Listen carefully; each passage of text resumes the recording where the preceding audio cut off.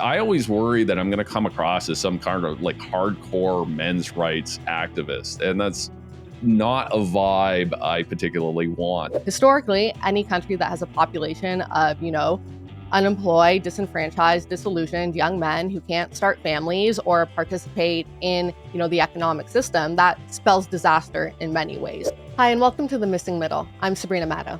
I'm Mike Moffatt.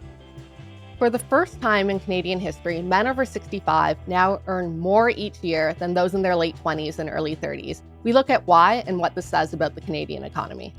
And don't forget to like, subscribe, and leave a comment. We'd love to hear from you. So, Mike, I saw a piece that you recently published on the Missing Middle Substack, which we'll link to in the show notes, which showed that for the first time in recorded history, men past retirement age make more money than those between the ages of 25 and 34. Can you walk us through what exactly that data shows? Yeah, absolutely. I'd be happy to. I'm going to go through some of the wonky details first, or else we're going to get a lot of questions in the comments section. And if I miss anything, feel free to add to the comments section. So first, we're looking at Canada. We're looking at after-tax income, and we are adjusting for inflation. Those are the common questions that people will ask. And we just look at men. And it's not that what's happened to women's income isn't interesting. That's in a separate follow-up piece, but we decided to look at them differently just because the trends were a little bit different. And we're looking at average incomes. So the average does get skewed a little bit by high income earners, and that's actually a really important part of the story. So what we're looking at is income from all sources. So not just how much you earn at a job, but how much are you collecting from your investments? How much are government transfers, such as CPP or welfare or so on. Now, for senior men, it's really good news that their incomes have doubled since the 1970s. So during my lifetime, after accounting for inflation, the income of seniors has doubled. Now, for young men, ages between 25 and 34, the news is less positive. Incomes are actually down since the 1970s in real terms, and virtually unchanged over the last 25 years. So if we go back to 1977, the best year, the year of my birth, younger men made $36,000 more on average than seniors. But by 2023, seniors are making $1,000 more than younger men. So overall, we have this kind of disconnect where it used to be that there was this massive gap between the income of seniors and income of younger people, with younger people earning more. And now not only has that gap closed, but seniors are earning more than men between the ages of 25 and 34. Which is just wild to me, considering that when you look at our tax system and the way government supports work, it's the incomes of younger people funneling up to the wealthier older ones. But more on that later. First, let's start the conversation by looking at the data for older men. You show that between 1977 and 2023, the average income of a man over the age of 64 more than doubled from 30,000 to 61,000. And this key here is accounting for inflation. So where's this extra money coming from? So some of it is employment. We've seen in some places the end of mandatory retirements. We do see seniors working past the age of 65, but it's only a relative small amount. In 1977, they were earning about $6,000 on average from employment income, and most seniors were earning zero. That's now up to about 13,000. So that's close to doubled. The biggest increase is in investment and private pension income. So that's income from your RRSP, or maybe you have a company pension or something like that. That has more than doubled. It used to be $11,000. Now it's $28,000. And it's also, again, as I mentioned, very skewed where you have, 20, 30, 40% of seniors earning a lot of money from either their investments or their company pensions or so on. The next one I think really speaks to you, and it's government transfers, something that you've talked about a lot in your pieces in the Toronto Star and other places. So these are things like OAS, GIS, Canada Pension Plan, and so on, that the average male senior earns about 20,000 from these. In 1977, it was less than 13,000. So that's more than a $7,000 increase. And again, that's after counting inflation. So overall, income from every single source for seniors has gone up and gone up quite a bit. And I would say that, I think it's a very good thing that incomes have gone up for older men, right? Just to be clear about this piece, that we should want everyone in our society to do well. So the issue isn't that one group is doing well; it's that other groups are not. Because in my view, the real issue is that the income for younger men is lower today than it was during the 1970s. So this is a bit of a side, but while I have you here, and I've already kind of teed up your Toronto Star pieces, I have to ask, you've written a lot about OAS in recent months, about how the program design is helping contribute to intergenerational inequality. So what are your concerns, and does seeing this data change any of those concerns? Right. It's a huge ballooning expense in the government budget that really is extracting wealth from younger workers who, as you said, are doing worse than before and really putting it in the hands of often very wealthy seniors and retirees who are doing better than generations before them. Of course, there should be supports for seniors who truly are struggling with the cost of living or with poverty. But part of the issue with our system is that these transfers that were initially meant to keep seniors out of poverty and provide a basic quality of life are now really padding luxury retirement lifestyles. So, for example, younger taxpayers are sending $18,000 a year to retired couples who have $182,000 a year in income. That's where the clawback starts for couples of that age. And at the same time, families with kids have their benefits reduced once household incomes hit $81,000 a year. And seniors are less likely to be poor and more likely to own a lot of very inflated assets at this point. It's also key you don't pay into OAS the same way you do with CPP. It's paid with general revenues. And OAS also costs taxpayers 42 billion more than a decade ago, and that's only going to get worse as the population gets older. So reforms needed here because we can't be extracting dollars from our youth that they're not making enough money to afford, whether it's groceries or housing or to have children, and then transferring that up to wealthy seniors. It's simply not sustainable. So, in your data, though, the story for seniors was that everything is up. Government transfers and employment income were each up around $7,000, and investment and pension income have increased by over $10,000. What's the breakdown for younger men, though?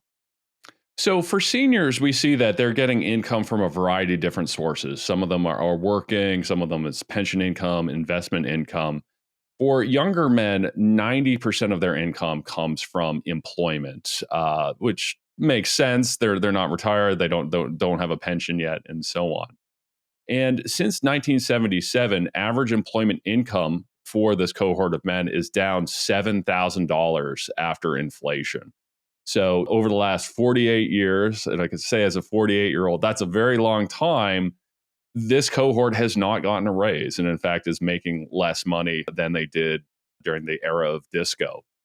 Now, investment income has nearly doubled for this group. And that sounds like amazing news, but your average 25 to 34-year-old only gets about $2,000 a year from investment income. And that's up from $1,000 in 1977. So it's great that that's gone up, but it's a doubling of a very, very small base. And it shouldn't be surprising that your average 30-year-old guy isn't earning a lot of investment income. Now, government transfers, and again, one of your favorite topics at the Toronto Star, they are up for younger men. They're up $6. And to be clear about it, I don't mean Wow. 6,000 or 600 or 60. In 1977, adjusted for inflation, the average man between 25 and 34 got $2,864. Today, it's $2,870. So yeah, it's up, but it's up $6. So unlike seniors who have received, greater OAS, greater GIS, increases in CPP well past inflation, there really hasn't been anything new for younger men. It's the same sort of social supports that we had 40 or 50 years ago. And all of this, we need to recognize that, yes, we've adjusted for inflation, but housing, our favorite topic, it's more expensive than it was in 1977, even when taking into account general inflation, even when taking into account higher interest rates. So, in a very real purchasing power sense, things have gotten a lot worse for those cohort.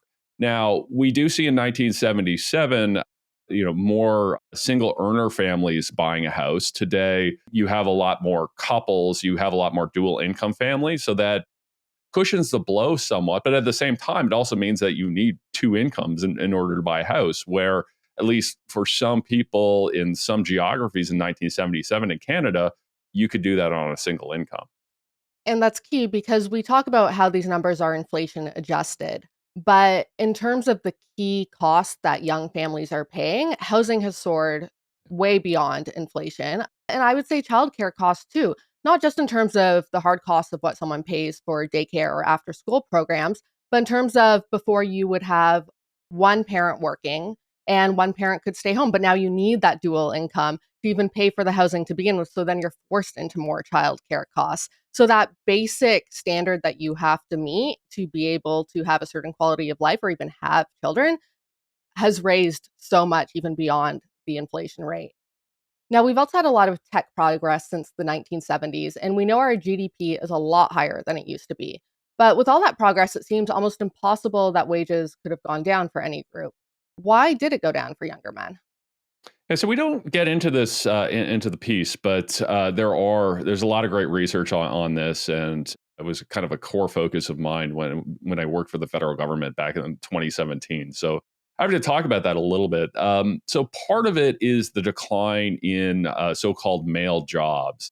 Growing up in London, Ontario, there were people more my dad's age who didn't finish high school but got a great union job at Ford Talbotville, assembling Crown Victorias. Those days are gone. You can't leave school at grade 11 and get a union job in a factory like you could in the 1960s and early 1970s, and that's a function of both trade but also automation. That a lot of those jobs, if you weren't replaced by overseas competition, you were probably replaced by a robot. So that has a lot to do with it.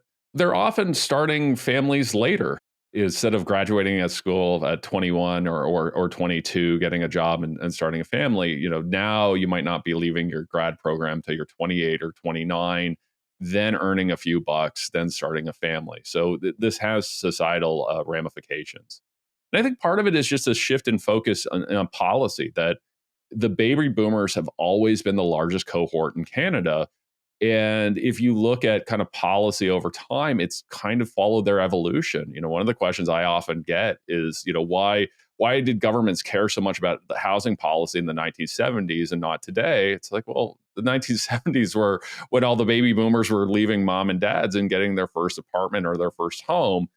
So that was a larger part of government spending. Now that they're getting older, predominantly where the extra dollars go are into healthcare and OAS and so on. So, demographics matter. And we have this huge kind of demographic bubble that has shifted policy for the last 60 to 70 years. And I believe that that absolutely plays a role here.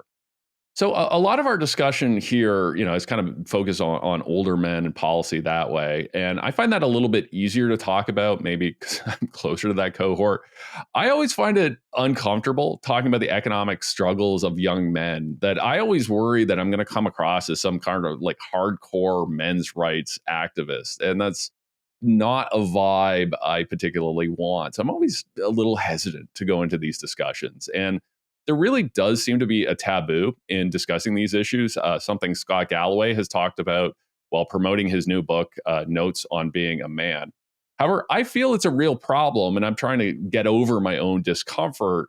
And I also believe that we're not going to solve this issue or any other issue unless we acknowledge it. So, do you agree with me and Scott that there is a reluctance to address this subject? And if so, where do you think this reluctance comes from? Absolutely agree. There's a reluctance and a taboo, although we're seeing that change a little bit now. And a lot of it goes back to, well, for one thing, young men did very well economically for a long time. So I think the first layer is that a lot of politicians, even media figures, are out of touch. They don't get the struggles of young people in general, and they even less get the struggles of young men. But even more than that, when we really saw the DEI movement and, quote unquote, woke politics become the trend over the last 10 years. What that did is it really, especially on the left, separated people into, the privileged and the not privileged, and the oppressed and the oppressors. And those are very black and white categories. And once you're in one, there's no room for nuance or any sort of movement. And young men got put into the category of the oppressors and the privileged. And even though there historically have been nuances to that, but now that they're struggling so much, and their needs have been abandoned, and in many cases, policies I would say were enacted that were actually discriminatory towards them when it came to employment, which has exasperated the problem even more. And we're still trying to find now, there's this lingering, like you said, fear of, I don't know, being labeled a men's rights activist. That's a terrible thing, or being canceled if you acknowledge that young men are struggling. And it's become this taboo. But, we need young men to succeed in society. We need all young people to succeed in society. And historically, any country that has a population of, unemployed, disenfranchised, disillusioned young men who can't start families or participate in, the economic system, that spells disaster in many ways. So it's something that we do need to pay attention to. I do want to say on the flip side, as this conversation has become more mainstream, I do think there's a movement of both media and some politicians who are then trying to take advantage of what young men are feeling. They're trying to tap into those emotions. They're saying, I'm the only savior for you. And because young men don't really have anywhere productive in many cases to put their energies, and they've rightfully lost faith in institutions that have abandoned and left them behind, and they might not be in the workforce and they might be socially isolated, they're susceptible to some more radical ideas, or just even people who want to take advantage of them for their own political or career gain. So I think we have to be wary of that as well, and find a way to bring young men back into the conversation and policymaking in a way that's healthy, and actually going to benefit them and not people with ulterior motives. Does that track at all with what you've been seeing?